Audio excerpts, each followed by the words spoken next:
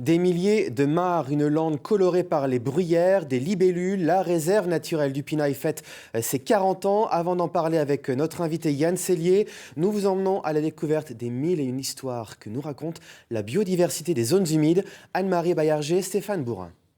On arrive vraiment sur le paysage des Brandes du Poitou avec ses bruyères, sa Molini et ses ajoncs qui piquent. Et donc ça, c'est vraiment un paysage qui a toujours des couleurs à offrir au fil des saisons.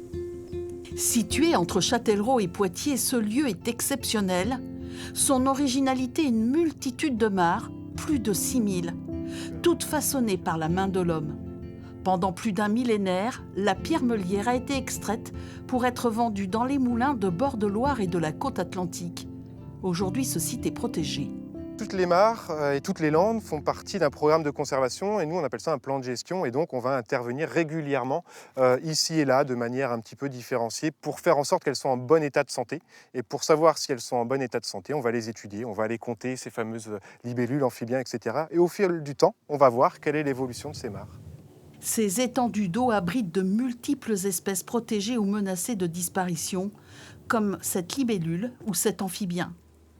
Le changement climatique pourrait aussi avoir un effet néfaste sur les mares. Et bien dans le contexte du changement climatique, toute cette eau qu'on a en quantité sur la réserve va être amenée à disparaître, ou en tout cas à être là de manière beaucoup plus temporaire.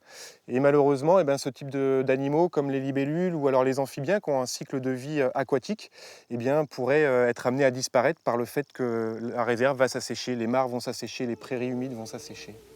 Un patrimoine riche de 142 hectares, unique en France pour sa vaste zone humide.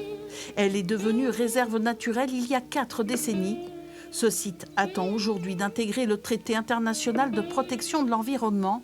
Ce sera peut-être son cadeau d'anniversaire.